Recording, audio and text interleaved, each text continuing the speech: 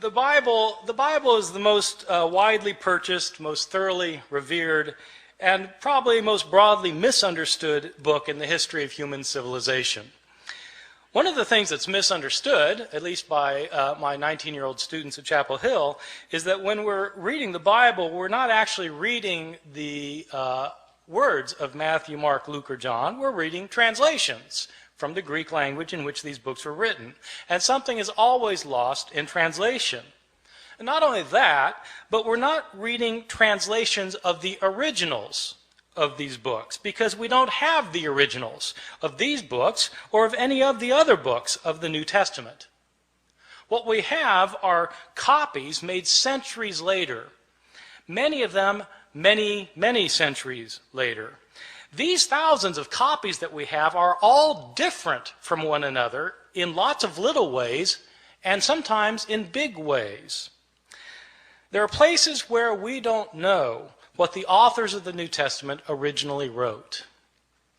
Now, for some Christians, that's not a problem because they don't have a high view of Scripture. For others, it's a very big problem. What does it mean to say that God inspired the words of the text if we don't have the words? Moreover, why should one think that God performed the miracle of inspiring the words of the Bible if he didn't perform the miracle of preserving the words of the Bible? If he meant to give us his very words, why didn't he make sure we received them? The problem of not having the originals of the New Testament, though, is a problem for everyone, not simply for those who believe that the Bible was inspired by God. For all of us, I think, the Bible is the most important book in the history of Western civilization. It continues to be cited in public debates over gay rights, abortion, over whether to go to war with foreign countries, over how to organize and run our society. But how do we interpret the New Testament? It's hard to know what the words of the New Testament mean if we don't know what the words were. And so in this lecture, I'll be talking about not knowing what the words were and what we might know about the originals of the New Testament, how they got lost, and how possibly they might be reconstructed. So let me begin by talking about, on a fairly basic level, how it is that we got the books of the New Testament. The books of the New Testament were all written in Greek. They were all written in the first century of the Common Era.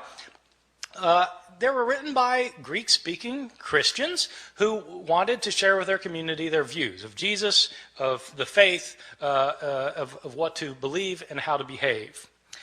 So an author like Mark, the author of our first gospel, sat down and wrote out one day his gospel about Jesus. Now, we don't know where Mark actually lived. Some scholars have thought that Mark maybe lived in Rome. So let's say he lived in Rome.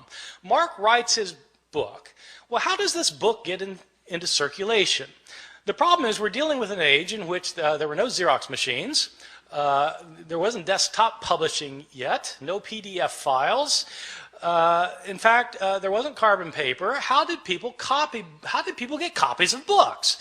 Well, in the ancient world, the only way to get a copy of a book was to copy it by hand. One page, one sentence, one word, one letter at a time.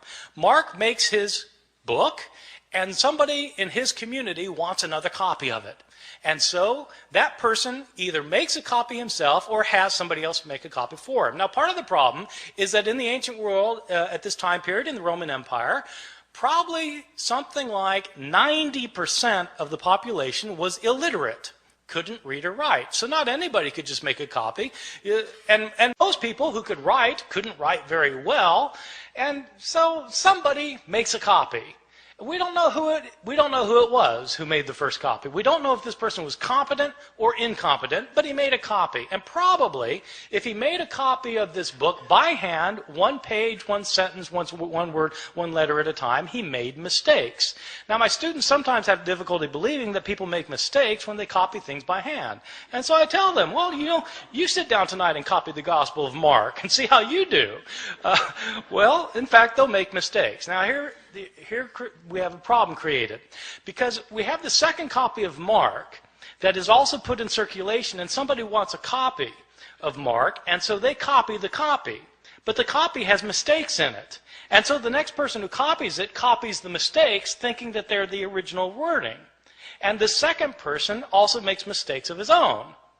And so he not only reproduces the mistakes of his predecessor, he introduces his own mistakes. And then another person comes along and copies that copy, making the mistakes of both of his predecessors and creating mistakes of his own. And then that book gets put in. And pretty soon you've got copies around the city of Rome that are all different from one another. Now, a visitor comes to Rome from Ephesus, and they have a church back in Ephesus too, and they want a copy of this gospel, and so he takes a copy, makes a copy, takes it back to Ephesus. And then that copy gets copied, and that copy gets copied, and that copy gets copied. Then somebody comes from Smyrna, and they want a copy. And so it goes for year after year after year. We don't have a copy of Mark until around the year 200. About 150 years after Mark was originally written. So not only do we not have the originals, we don't have the first copies, or the copies of the copies, or the copies of the copies of the copies of the copies, etc., etc. Mistakes were made en route, and these mistakes were replicated.